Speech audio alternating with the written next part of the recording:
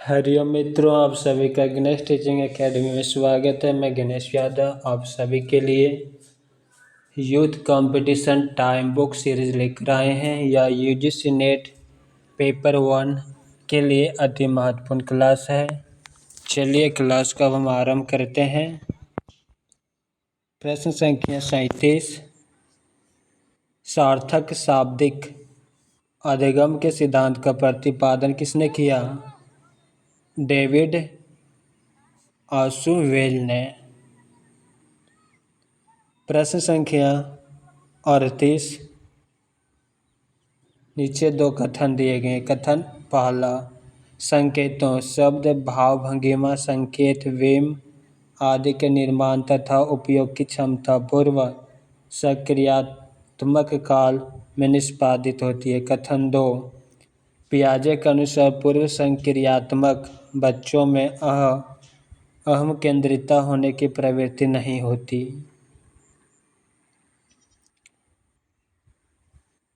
यहाँ पर कथन 1 सत्य है और कथन 2 गलत है। प्रश्न संख्या 39। दो कथन दिए गए हैं।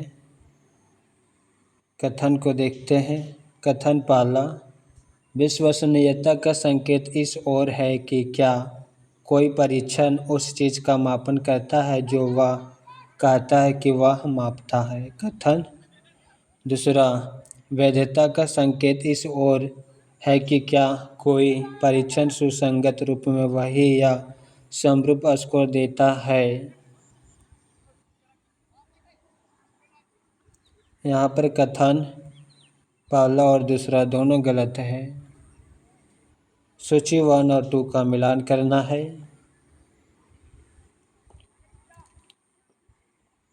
चलिए सूची 1 और 2 का मिलान करते हैं।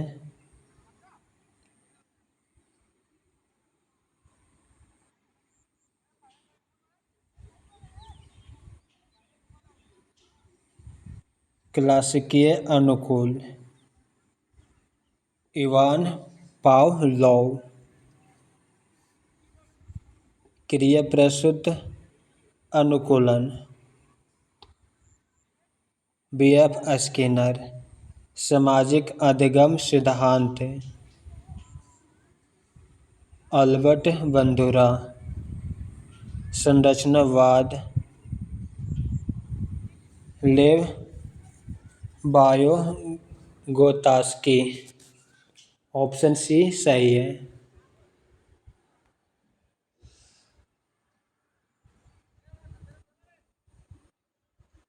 प्रश्न संख्या 41। समूह अन्वेषण मॉडल के वाक्य विन्यास के चरणों को सही क्रम में व्यवस्थित कीजिए।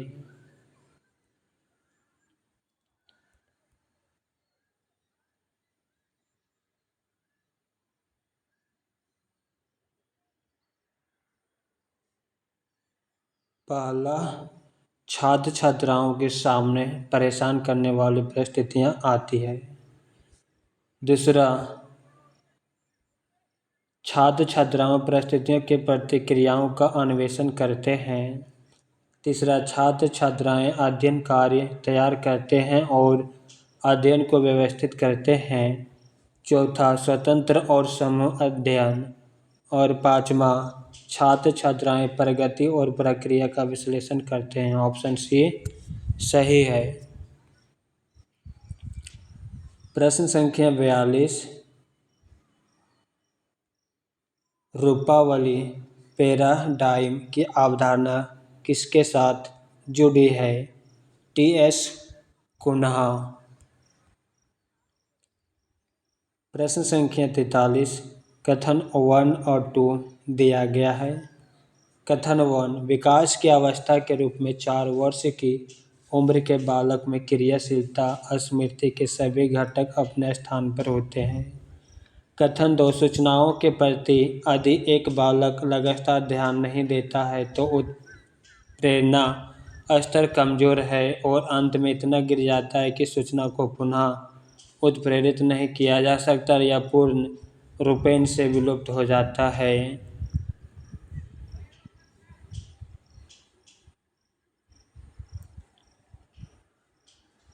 कथन 1 और 2 दोनों सही है। प्रश्न संख्या 44 सूची 1 और 2 का मिलान करना है।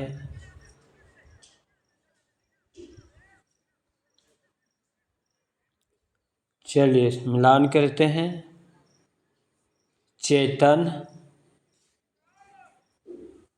सुव्यक्त स्मृति। अचेतन, अंतर्निहित स्मृति। पेशीय कौशल, मोटर स्किल्स। संयोगिक स्मृति, आत्म अनुभव।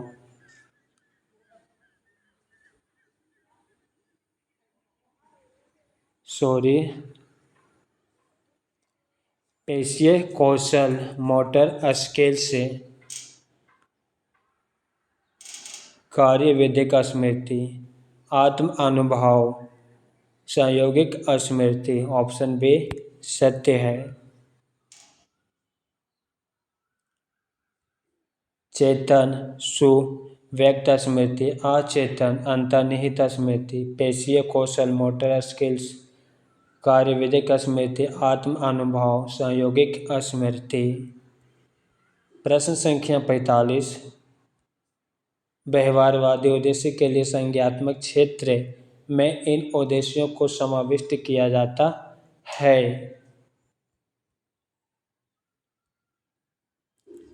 मूल्यांकन, समझ और ज्ञान। Option C. प्रश्न संख्या 46 विद्यार्थियों को पाठ पढ़ाने के लिए इन अनुदेशात्मक घटनाओं को प्रारंभ से अंत के क्रम में लगाइए।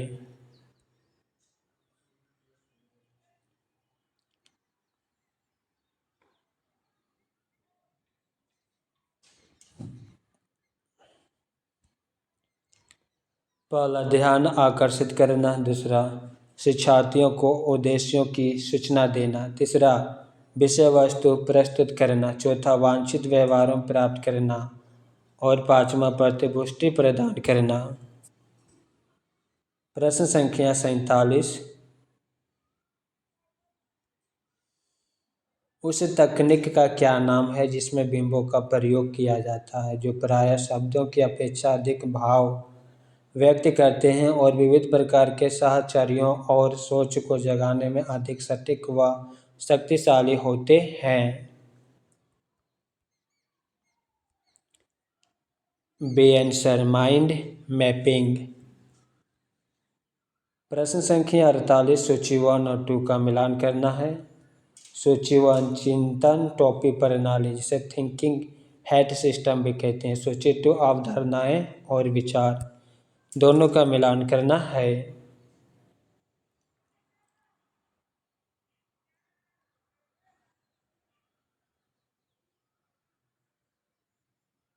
चलिए मिलान करते हैं। श्वेत टोपी प्रदत्त संग्रह, तथ्य, आंकड़े, सूचना की आवश्यकताएं और कमियां।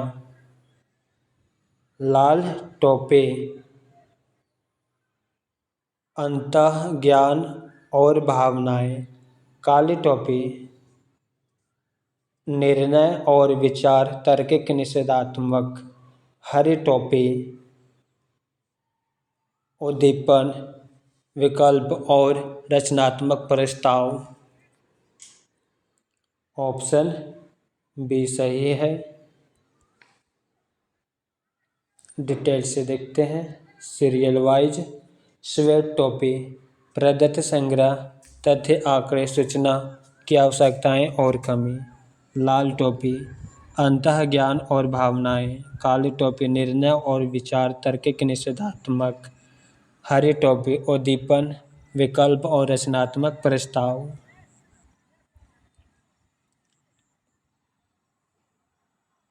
प्रश्न संख्या 49 निम्नलिखित सूची को अप्रत्यक्ष शिक्षण कार्यनीतियों को चिन्हित कीजिए।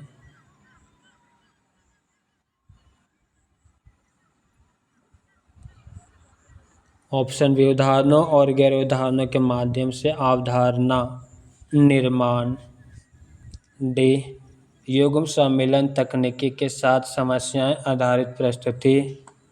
ई विद्यार्थियों को उनके अपने अनुभव के संदर्भ में लेने के लिए प्रोत्साहित करना। ऑप्शन ए सही है।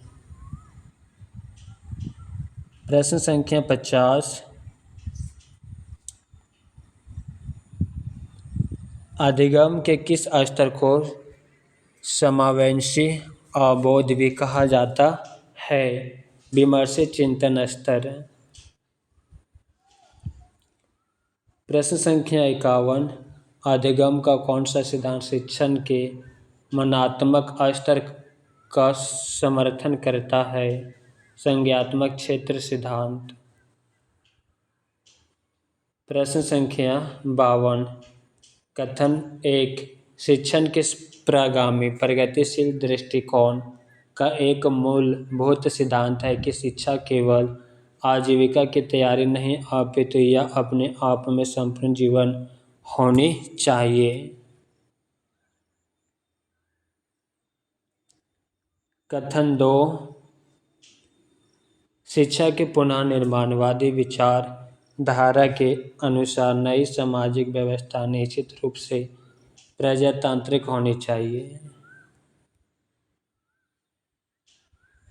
कथन 1 और 2 दोनों सत्य है। प्रश्न संख्या 53। अध्यापन के किस स्तर में मुख्य जोर विचार और सूचना को ग्रहण करने और उसके व्यवस्थित प्रस्तुतिकरण पर होता है? ऑप्शन ए स्मृति स्तर। प्रश्न संख्या 54। विमर्शीय स्तर शिक्षण स्मृति स्तर शिक्षण से अलग होता है क्योंकि इसमें शामिल संप्रेषण की पद्धतियाँ मूलतः क्रियान्वयनकारी होता है। प्रश्न संख्या 55। कक्षा का मुक्त वातावरण जहां अध्यापक एवं छात्र आपस में सहभागी होते हैं और एक दूसरे पर ध्यान रखते हैं ऐसे वातावरण में कौन सा शिक्षण स्तर सहायक होगा?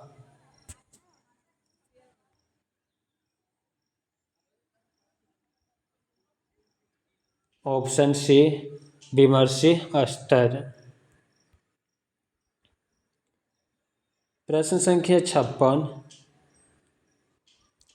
निम्नलिखित विशेषताओं में से कौन सी शिक्षण के अवबोध स्तर का वर्णन करती है?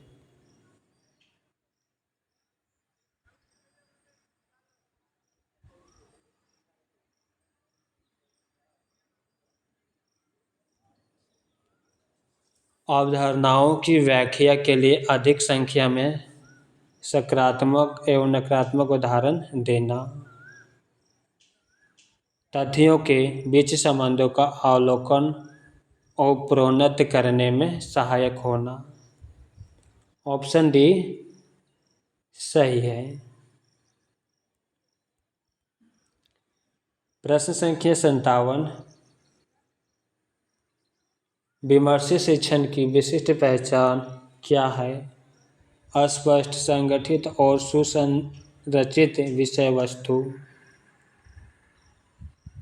प्रश्न संख्या 58।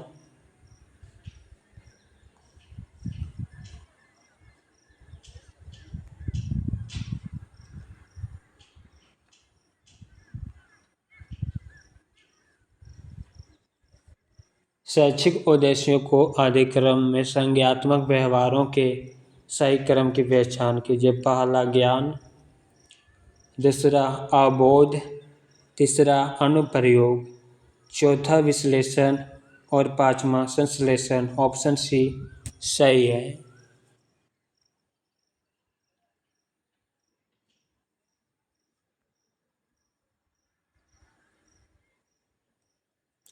पहला ज्ञान, दूसरा अवबोध, तीसरा अनुप्रयोग, चौथा विश्लेषण, पांचवा संश्लेषण। प्रश्न संख्या 59।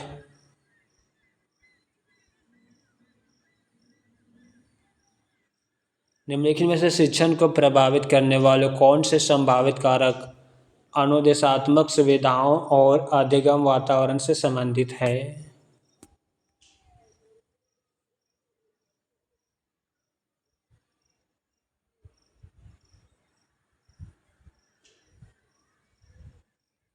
उपयोग हेतु पाठ्य पुस्तकों या पाठ्य सामग्रियों की अनुपलब्धता। अंतःक्रियात्मक प्रक्रियाओं में पहल परक प्रतिमान स्मार्ट क्लासेज की उपलब्धता। ऑप्शन बी सत्य है। प्रश्न संख्या 60। प्रशिक्षण की तुलना में शिक्षण का लक्ष्य निम्नलिखित का अवसर प्रदान करता है। साझेदारी और सावधि साहित्य प्रतिभाग जो समीक्षात्मक एवं सृजनशील विमर्श की ओर उन्मुख होता है। प्रश्न संख्या 61। निम्नलिखित में से उन विशेषताओं की पहचान कीजिए जो अप्रत्यक्ष शिक्षण रणनीतियों के साथ जुड़ी है।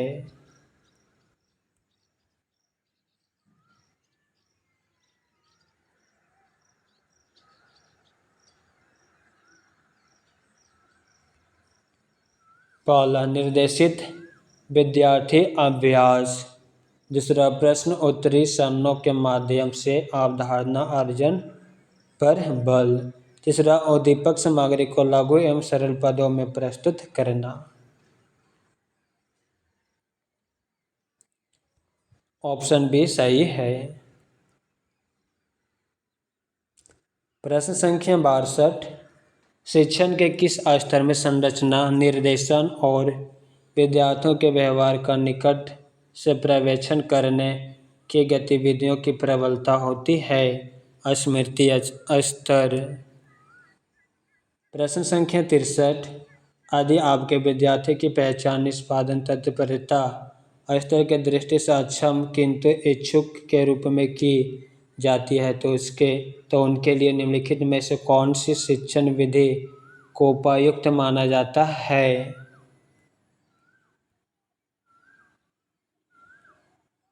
डी लघुपदीय प्रस्तुतियाँ जिनमें त्रुटिहीन कार्य एवं प्रबलन की बारंबारिता हो। प्रश्न संख्या 64।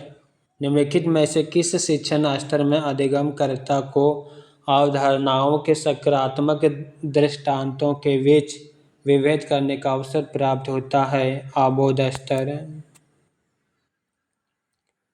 प्रश्न संख्या 65। शिक्षण के दौरान किसी शिक्षक के वे कथन जो विद्यार्थियों को स्वयं या दूसरे के किसी उत्तर को सविस्तार प्रतिपादित करने के लिए प्रोत्साहित करते हैं कहलाते हैं।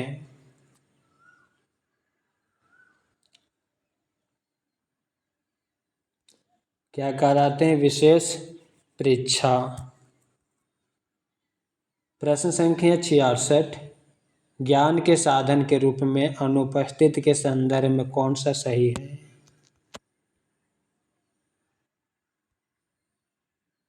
मुझे मेज पर रखे घड़े का संज्ञान नहीं हो रहा इसलिए यह वहाँ पर नहीं है। प्रश्न संख्या 67। स्मृति स्तर के शिक्षण में निम्नलिखित में से किस पर बल दिया जाता है?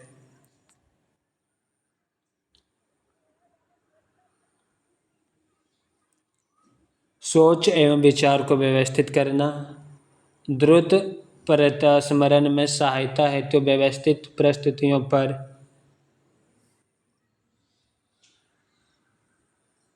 तथ्यों को सही क्रम में लगाने की निपुणता। ऑप्शन बी सही है।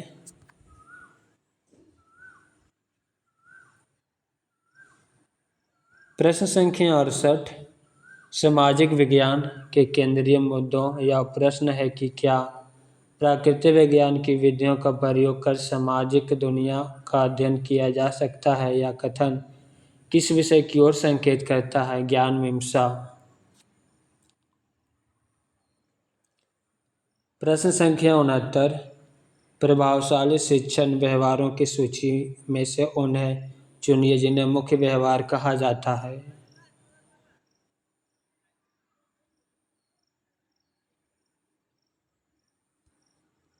सभी विद्यार्थियों को प्रत्यक्ष, श्रव्य और मौखिक प्रदायगी प्रस्तुतिकरण के विविध तरीके, कक्षा को कम से कम अस्त व्यस्त करते हुए दुर्व्यवहार को रोकना। Option A. प्रश्न संख्या 70। नीचे दिए गई सूची में से उन शिक्षण विधियों की पहचान कीजिए जिनमें संवादजन्य विमर्श की बहुत अधिक गुंजाइश होती है।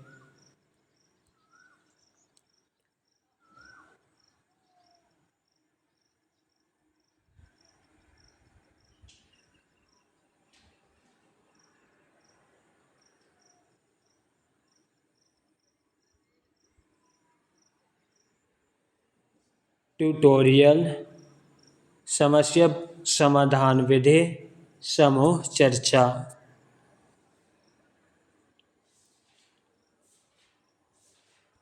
ऑप्शन बी सही है। प्रश्न संख्या 71। नीचे दो स्तंभ दिए गए हैं। स्तंभ ए में शिक्षण की विधियां दी गई है और स्तंभ बी में विधि के महत्वपूर्ण पक्ष का उल्लेख है। इन दोनों स्तंभों को सुमेलित कीजिए।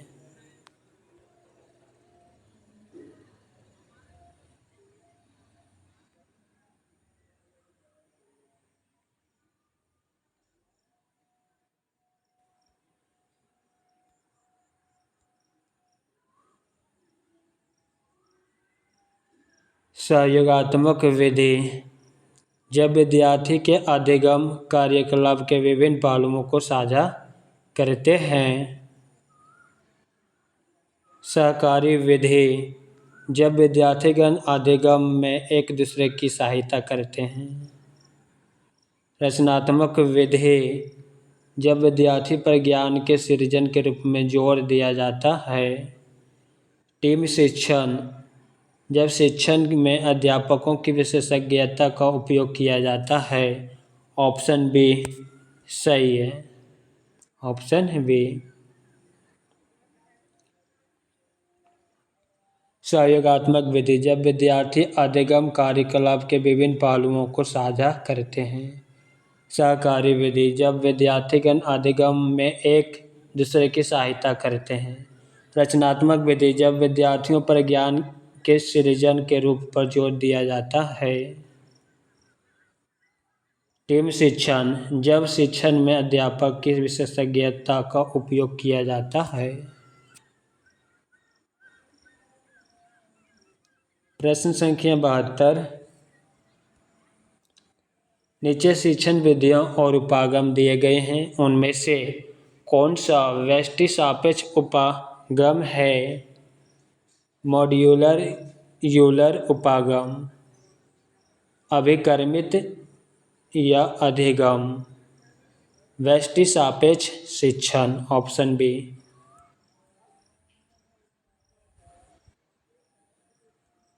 प्रश्न संख्या 73। निम्नलिखित में से कौन सा कथन टीम शिक्षण की अवधारणा को सर्वोत्तम रूप से व्याख्यायित करता है।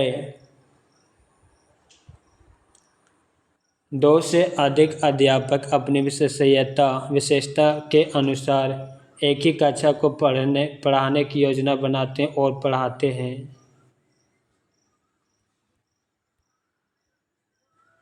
प्रश्न संख्या 74। नीचे दी गई सूची में कौन सी रणनीतियाँ प्रत्यक्ष शिक्षण से संबंधित है।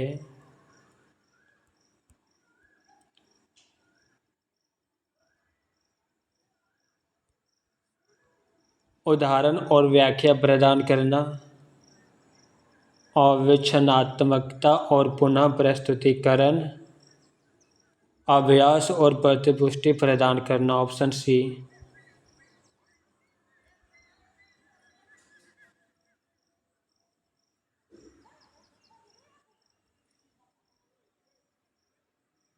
प्रश्न संख्या 75 सूची 1 शिक्षण और अधिगम का स्तर सूची 2 मुख्य विशेषताएं।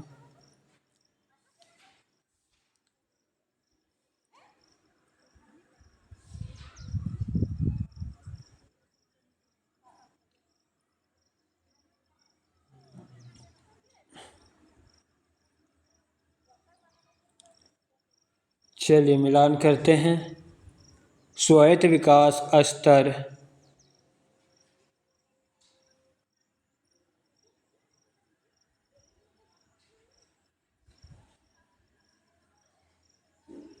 स्वायत्त विकास स्तर यह विद्यार्थियों की भावनाओं के महत्व पर बल देता है और कठिन सोच के महत्व को कम करता है। स्मरण स्तर यह तुलनात्मक रूप से विचारहीन होता है। अबोध स्तर यह सिद्धांतों और एकांकी तथ्यों के बीच संबंध को देखने पर बल देते हैं। विमर्शक स्तर यह समस्या केंद्रित होता है तथा इसमें अधिगमकर्ता की अपेक्षाकृत अधिक सक्रिय भागीदारी, अधिक कल्पना और सृजनशीलता की जरूरत होती है। ऑप्शन सी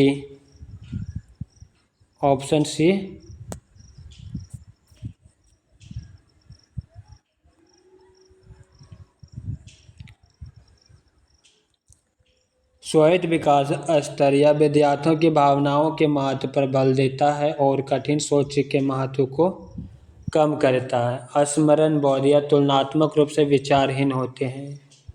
अबोध स्तर या सिद्धांतों और एकांकी तथ्यों के बीच संबंध को देखने पर बल देता है। विमर्शक स्तर यह समस्या केंद्रित होता है तथा इसमें अधिगमकर्ता की अपेक्षाकृत अधिक सक्रिय भागीदारी, अधिक कल्पना और सृजनशीलता की जरूरत होती है। विशेषताएं और मूल अपेक्षाएं यहाँ से हम देखेंगे।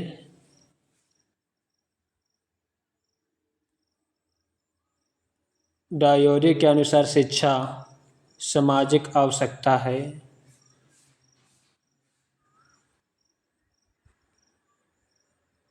सूची 1 में कौशल और सूची 2 में विशेषताएं, दोनों का मिलान करना है।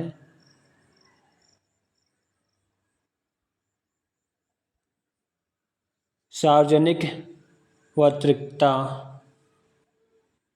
आत्मविश्वास, नेतृत्व, समस्या समाधान, आत्म प्रस्तुति, एक विश्वसनीय व्यक्ति का निरूपण करना, सम आलाप इंटरव्यूइंग, जानकारी प्राप्त करना। Option D.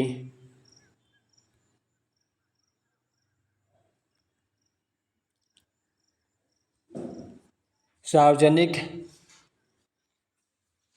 वक्तृत्व, आत्मविश्वास, नेतृत्व, समस्या समाधान, आत्म प्रस्तुति, एक विश्वसनीय व्यक्ति का निरूपण करना,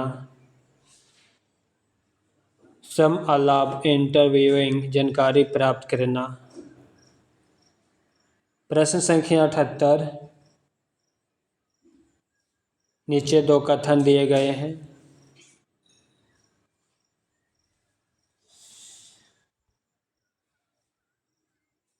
वही निर्णीत अभिप्रेरित विद्यार्थी पुरस्कार तथा प्रशंसों से संचालित होते हैं। कथन 1। कथन 2 अंतर्भूत अभिप्रेरित विद्यार्थी ऐसे किसी विषय में संलग्न रहते हैं जो उन्हें वैयक्तिक संतुष्टि प्रदान करता है। कथन 1 और 2 दोनों सत्य है।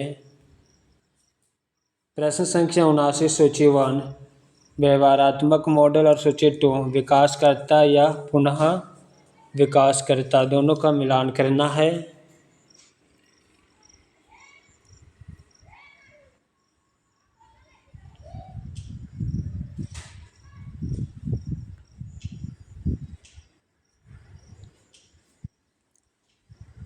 प्रवणता अधिगम बेंजामिन ब्लूम या जेम्स ब्लॉक, अनुरूपण कार्ल स्मिथ या मैरी स्मिथ, सामाजिक अधिगम अल्बर्ट बंडूरा या कार्ल थोरेसन या वेसे, नियत कार्यक्रम अनुसूची, कार्य निष्पादन पुनर्निर्देशकरण, बी.एफ. स्किनर। प्रश्न संख्या 80, निम्नलिखित में से कौन अधिगम की विशेषता नहीं है? ऑप्शन डी नहीं, जो है उसे देखते हैं। व्यवहार में परिवर्तन सापेक्ष संवहनीय है। अधिगम में आवश्यक रूप में सुधार अंतर्निहित नहीं होता। अधिगम में अनुभवों की पुनः रचना संलग्न होती है। प्रश्न संख्या 81, सूची 1 और 2 को मिलान करना है। सूची 1 में अधिगमकर्ता की विशेषता का प्रकार और सूची 2 में उसकी व्याख्या है।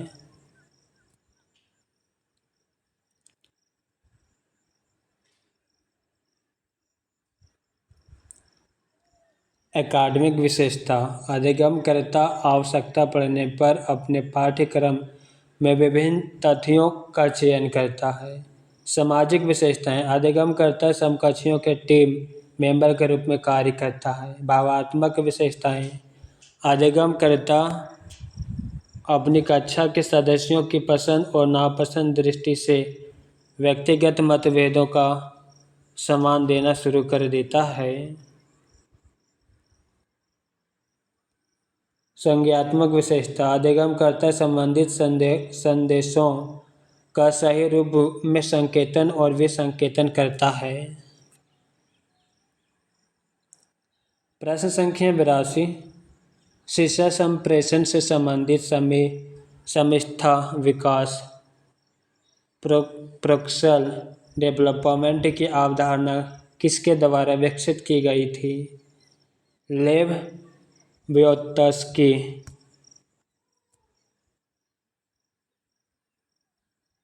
प्रश्न संख्या 83, विद्यार्थी की कल्पना और उसकी पहल को शामिल किए जाने का महत्व निम्नलिखित में से किसमें है? शिक्षण की व्यष्टि विधि। प्रश्न संख्या 84, बहुविधि प्रज्ञा के सिद्धांत का प्रतिपादन निम्नलिखित में से किसने किया?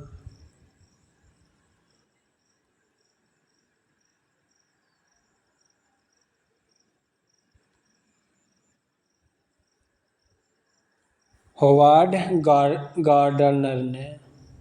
Option B.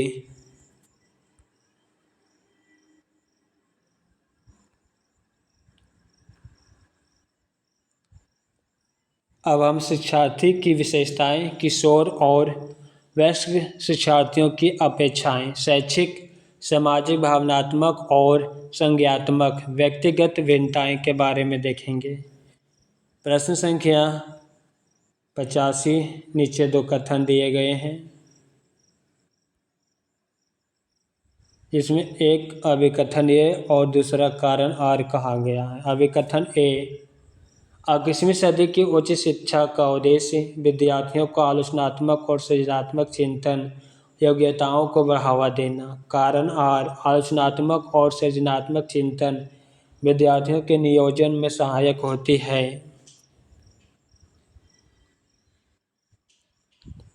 ए और आर दोनों सत्य परंतु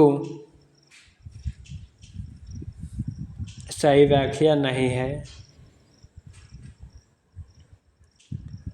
प्रश्न संख्या 86, एक कक्षा में शिक्षार्थी के व्यक्तिगत अंतरों को चिन्हित करने के लिए शिक्षक द्वारा निम्नलिखित में से किसका प्रयोग किया जा सकता है? निर्माणात्मक आकलन का।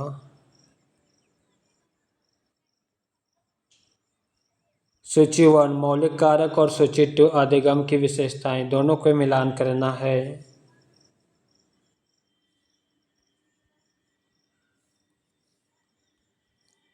प्रेरणा, उद्दीपन, उत्प्रेरणा, प्रतिफल, अनुक्रिया, क्रिया, पुनर्वलन, अभिप्रेरणा ऑप्शन बी। प्रश्न संख्या 88। कोलबर्ग के नैतिक विकास के सिद्धांत में निम्नलिखित अवस्थाएं समाविष्ट हैं।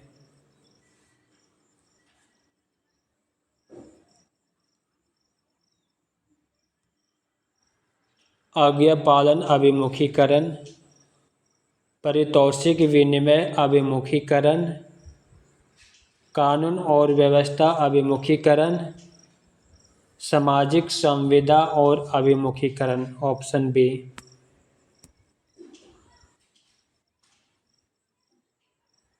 प्रश्न संख्या 89। यदि कोई बालक चीखता चिल्लाता है और झल्लाता है तो वैकिक विभिन्नताओं का निम्नलिखित में से कौन सा विकासात्मक क्षेत्र प्रभावित होगा।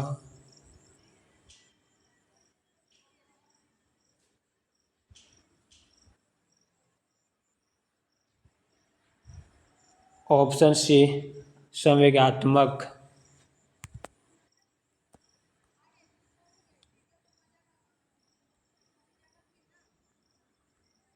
प्रश्न संख्या 90।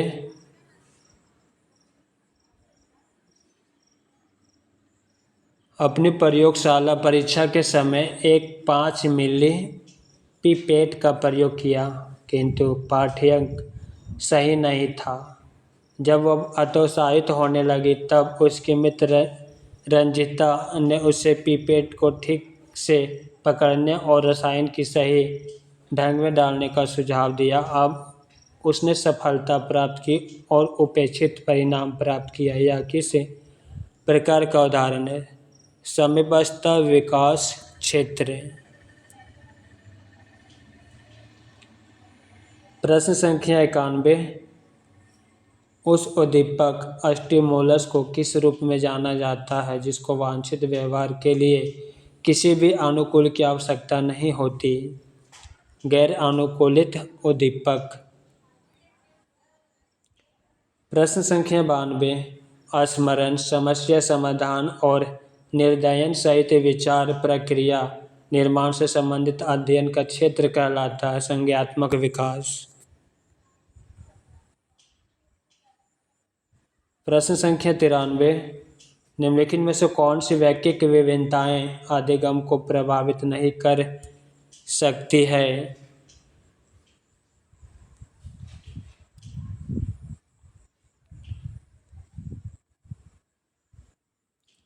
ऊंचाई, रक्त समूह, रूप रंग। Option B.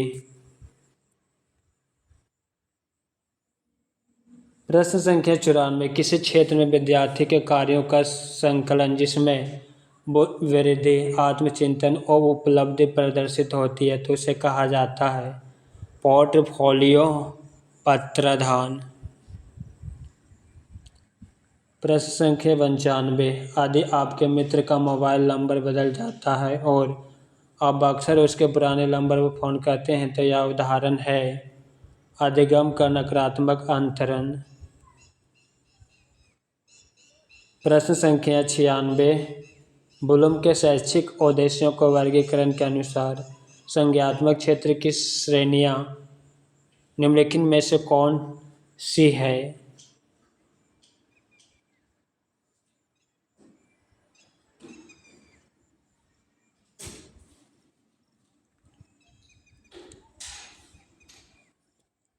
अनुप्रयोग ज्ञान। Option A.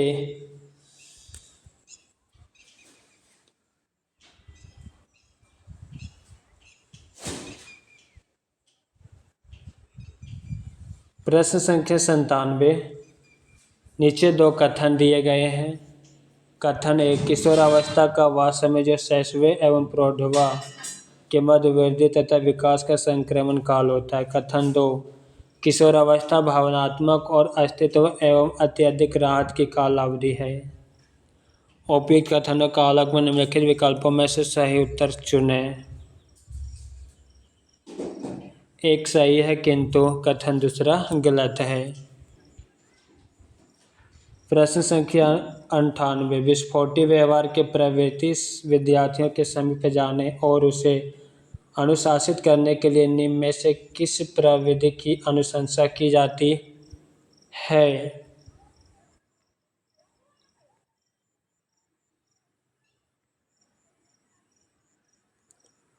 सम्मानपूर्वक, संक्षेप में परंतु दृढ़तापूर्वक बातें करें। प्रश्न संख्या 99। इशिता अपनी वार्षिक परीक्षा से पहले हफ्तों से पहाड़ों का अभ्यास कर रही थी। वह सारे तथ्यों को पूरी तरह से जानती थी। इशिता ने अब जिस प्रकार का ज्ञान प्राप्त किया है उसमें ध्यान देने और केंद्रित करने की आवश्यकता नहीं होती। इस प्रक्रिया को निम्न में से किस रूप में जाना जाता है? स्वचालीकरण। प्रश्न संख्या 100। अधिगम प्रक्रिया के निम्नलिखित सोपान को आरोही क्रम को व्यवस्थित कीजिए।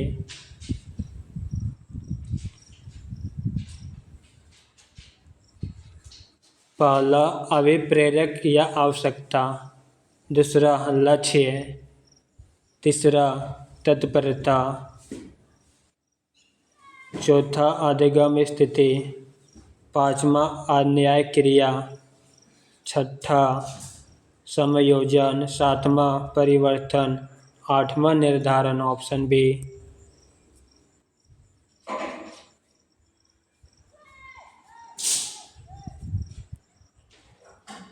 अभिप्रेरक या आवश्यकता, दूसरा लक्ष्य, तीसरा तत्परता, चौथा अधिगम स्थिति, पांचवा अन्याय क्रिया, छठा समायोजन, सातवां परिवर्तन, आठवां निर्धारण।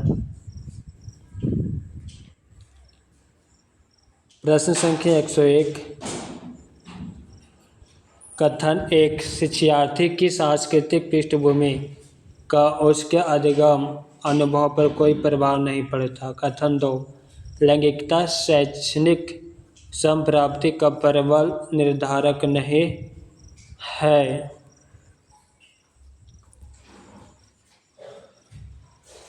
कथन 1 गलत है, कथन 2 सही है। प्रश्न संख्या 102। निम्नलिखित में से कौन वयस्क शिक्षार्थियों की विशेषता नहीं है?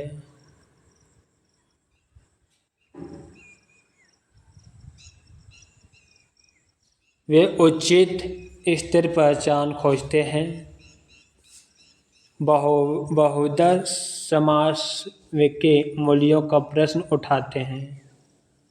Option C.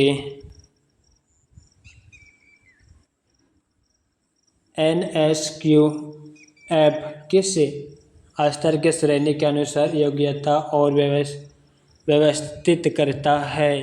ज्ञान, कौशल, अभिवृत्ति। Option A. मित्रों, आज की क्लास यहीं पे समाप्त करते हैं। क्लास कैसा लगा कमेंट बॉक्स में अवश्य लिखिएगा। साथ ही अपने मित्रों को शेयर अवश्य कीजिएगा। हरिओम।